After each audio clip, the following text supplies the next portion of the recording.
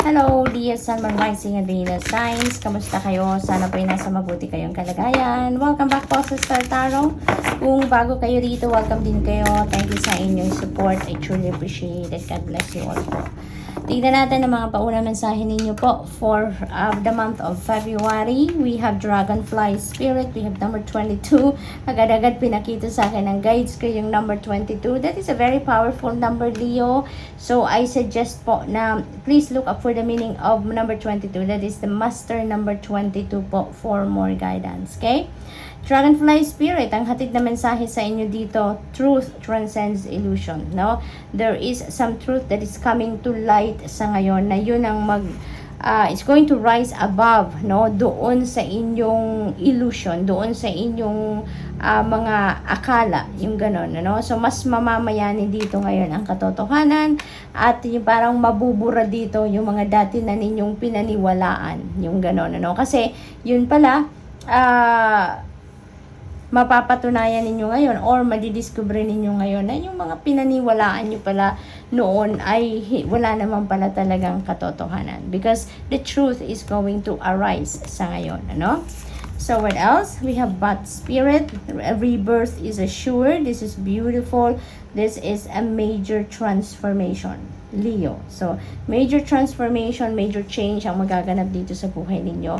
Napakaganda nito kasi bibigyan kayo ngayon ng pagkakataon ng universe, no? To create a new story for yourself, no? Yung parang bibigyan kayo dito ng clean canvas, no? Clear, empty na canvas at kayo yung hahayaan ng universe na magpinta ng sarili ninyong picture kung ano man ang gusto ninyong ipinta, no?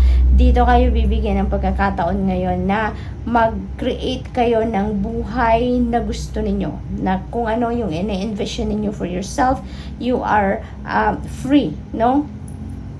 Na gawin ang gusto ninyong gawin para matupad ninyo or mag-manifest sa 3D reality ninyo yung kung ano ang ini-envision ninyong sitwasyon para sa sarili ninyo.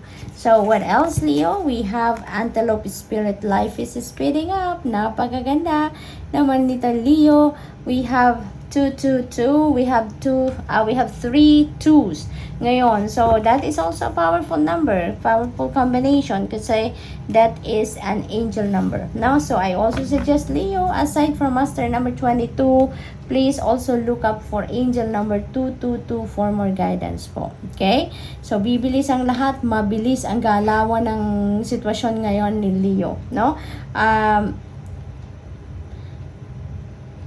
Napakaganda nito, lalo-lalo na doon sa may mga na-pending na transactions kayo, may mga nilalakad kayong papeles, may mga hinihintay kayong mga papeles, dokumento, mga resulta ng mga test, mga ganon, no?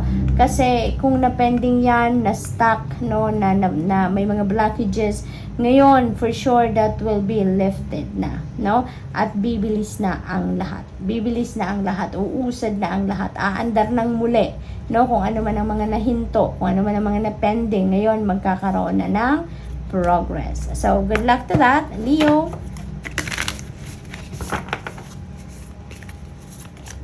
We have community. You are so lucky. You are so blessed din, no? Kasi, ano naman, kahit anong sitwasyon ninyo dito, Leo, alalahanin ninyo. This is also a reminder for you, no? Alalahanin ninyo that whenever you need help and any form na tulong na kailangan ninyo, there is a very helpful and a supportive community ang nasa paligid ninyo, Leo, no? Kaya ito, kahit ano man ang kailangan ninyo, you can reach out, no? Huwag kayong mag-atubili, huwag kayong mag-hesitate to reach out to people around you, no? Kahit sino, mga kaibigan ninyo, kapamilya ninyo, mga kaopisina ninyo, kung sinong pinagkakatiwalaan ninyo, or kung sino yun sa tingin ninyo makakatulong sa inyo, don't hesitate to reach out because there are always people that are willing to help you din naman, lalong-lalo na you have a very welcoming community and very supportive and helpful community around you, no, Leo? So, we have Healing Chaos. Napakaganda naman ito kasi magkakaroon na ng katahimikan muli, no? Magkakaroon na ng pagtila ang bagyo sa buhay ninyo kung meron man ngayon, Leo, no? So, healing chaos, you are going to receive healing na, no? Magkakaroon, kasi yung chaos na to, that could be mga troublesome situations, maaaring mga hindi pagkakaintindihan with another person, maaaring meron kayong mga nakagalit, maaaring meron kayong mga hindi pagkakaintindihan, no? With another, at ngayon, magkakaroon na yan ng healing. Ibig sabihin, maaaring magkabati na kayo, magkakausap na kayo, mapapatch up yun na kung ano man ang mga rift ninyo in the past. Ngayon, magkakaroon na kayo dito ng bagong simula. No? Magkakaroon na kayo dito ng opportunity to start over. Kumbaga, sa kung ano mang klase ang relationship ninyo with that person na nagkaroon kayo ng rift. No? So, ganon. So, that's really beautiful. So, what else? We have openness. Ayan. Maaring ito ang magiging susi para dito din sa mending na mangyayari dito. Kasi, mas siguro ngayon, mas magiging bukas na kayo sa pakikipag-communicate sa bawat isa. Siguro, ngayon, magkakalabasan kayo ngayon ng mga saloobin ninyo, no, for each other, no, sa relationship ninyo, or sa kung ano man ang hindi ninyo napagkaintindihan. So, maaari ngayon, mag-share kayo, maglabas kayo ng kung ano man ang gusto ninyong sabihin, kung ano man ang gusto ninyong malaman ng taong kausap ninyo dito, no.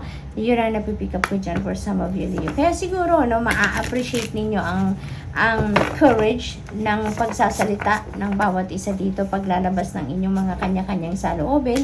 Kaya maaring yun ang magiging susi para kayo ay magkaayos talaga, no?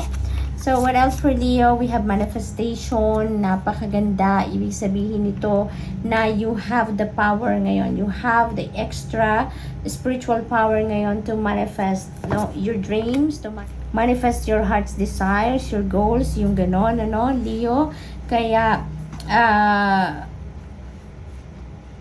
this is a very exciting period for you, no? Nasa iyo ang kapangyarihan ngayon para mag-manifest kayo, no? So, make sure na, nasa positive mindset lang kayo. Make sure na ma-maintain ninyo ang positivity all over. Yung ganon, yung wag kayong mag-entertain ng kahit anong negative thoughts, negative feelings, kasi magiging blockage yan, that could serve as a barrier between you and manifesting whatever you want to manifest in life. Kaya positivity lang, balutin ninyo ang sarili ninyo ng positivity from head to toe, no? Leo, nang sa gayon, ma-attract talaga ninyo itong mga bagay or sitwasyon na gusto ninyong makita sa inyong 3D reality.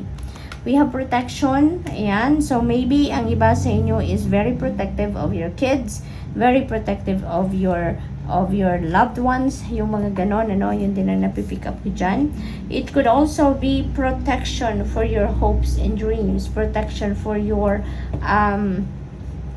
plans, for your strategies, no? Maaaring ganon din dito ang ganap for some of you.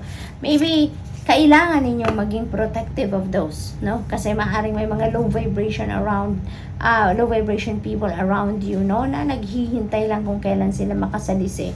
Maaaring ganon. Kaya yun din ang napipick up ko dyan for some of you. So, psychic abilities, that is your final message for the month. Leo, very active, no? Very active. Bukang-buka ngayon ang mga psychic abilities ninyo. It's going to be on point. It's going to be heightened. Kaya, mag-expect na kayo that there are a lot of downloads, there are a lot of intuitive messages, intuitive nudges na maaring dumating sa inyo sa ngayon. Kaya make sure na mag-tune in kayo sa inyong intuition, Leo, because there are going to be a free flowing of information na papasok sa inyo dito sa ngayon. And yung mga guidance na yan na paparating sa inyo, maybe that is what you really need right now, no, sa inyong sitwasyon, at ginagabayan kayo ng Divine Universe, or maaaring yan ay ipinagdadasal ninyo, no, nabigyan kayo ng clarity, enlightenment, and guidance. So, good luck, and that's all I have for you for the month. Thank you for watching. Love and light. Namaste.